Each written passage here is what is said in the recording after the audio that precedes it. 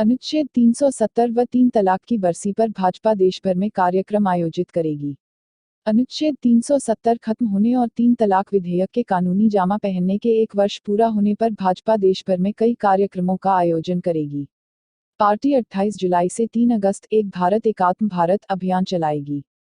इसके लिए पार्टी नेतृत्व ने राज्य इकाइयों को वर्चुअल रैलियां सहित अन्य कार्यक्रम करने का निर्देश दिया है।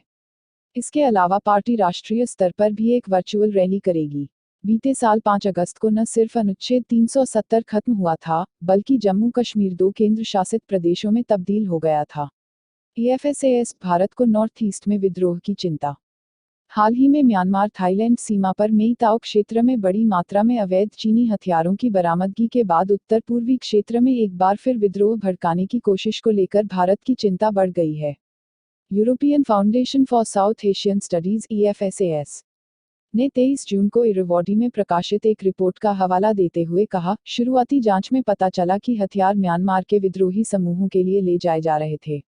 लेकिन इस घटना ने नई दिल्ली में सिक्योरिटी सर्किल में भी चिंता बढ़ा दी है। इसने उन गंभीर सवालों पर भी फिर ताज़ा कर दिया है जो इस क्षेत्र में आतंकवादी समूहों के लिए चीन के समर्थन की गुंजाइश को लेकर लंबे समय से मौजूद थे। थाईलैंड स्थित संगठन ने इसे डिप्लो आतंकवाद बताया है। एयर इंडिया के पायलटों के वेतन में भारी कटौती। एयर इंडिया के पायलटों ने आरोप लगाया है कि खर्च में कटौती के नाम पर जहां उनके वेतन में भारी कटौती की जा रही है, वहीं संस्थान के टॉप मैनेजमेंट के अधिकारी अभी भी करोड़ों के पैकेज का मजा ले रहे हैं। इतना ही नहीं, एयर इंडिया के खर्च पर अभी भी उन्हें शहर के सबसे महंगे क्लबों की सदस्यता, कार, पेट्रोल और अन्य ढेरों सुविधाएं दी जा रही हैं, जिसका हिसाब करोड़ों रुपयों में बनता है। तहव्वुर राणा की जमानत याचिका अमेरिकी कोर्ट ने खारिज की। अमेरिका की एक अदालत ने 2008 मुंबई आतंकवादी हमलों में संलिप्तता के लिए भारत द्वारा भगोड़ा करार दिए गए पाकिस्तानी मूल के कनाडाई कारोबारी तहव्वुर राणा की जमानत याचिका खारिज कर दी।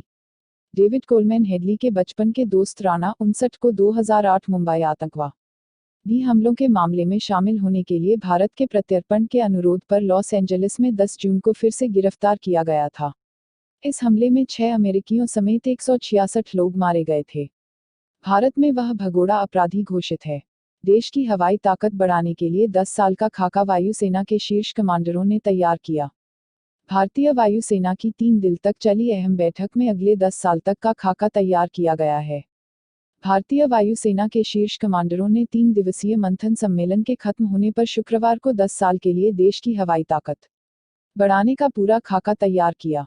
अधिकारियों के मुताबिक बैठक में उत्तरी और पश्चिमी मोर्चे पर प्रतिकूल हालात समेत किसी भी खतरे से निपटने को लेकर व्यापक विचार विमर्श हुआ।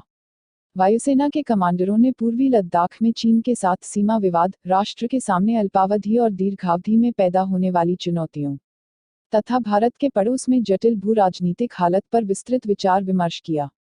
माइक पोम्पियो, तानाशाही चीनी सरकार से निपटने के लिए लोकतांत्रिक देशों का नया गठबंधन बने। चीन पर उसकी विस्तारवादी नीतियों और कोविड-19 महामारी पर कथित रूप से पर्दा डालने के लिए निशाना साधते हुए अमेरिका के विदेश मंत्री माइक पोम्पियो ने अधिनायकवादी चीनी सरकार द्वारा पैदा की जा रही चुनौतियों से निपटने के लिए लोकतांत्रिक देशों का एक नया गठबंधन बनाने पर जोर दिया। पोम्पियो ने सभी देशों से चीन के साथ भागीदारी में परस्पर आदान प्रदान, पारदर्शिता और जवाबदेही सुनिश्चित करने पर जोर दिया। राजनाथ सिंह ने इस्राएली रक्षा मंत्री से की बात। देश के रक्षा मंत्री राजनाथ सिंह ने रक्षा सौदों और आपसी संबंधों समेत कई मुद्दों पर इस्राएली रक्षा मंत्री से बात की। शुक्रवार को इस्राएली के अपने समकक्ष लेफ्टिनेंट जनरल बेंजामिन गेंट्स के साथ टेलीफोन पर बातचीत में सिंह ने पूर्वी लद्दाख में चीन के साथ भारत के सीमा विवाद के मुद्दे पर भी चर्चा की। बातचीत का मुख्य जोर मौजूदा रक्षा खरीद कार्यक्रम को तेजी से आगे बढ़ाने के साथ ही दोनों देशों के बीच रक्षा और सुरक्षा के संबंधों को और प्रगाढ़ करने पर था।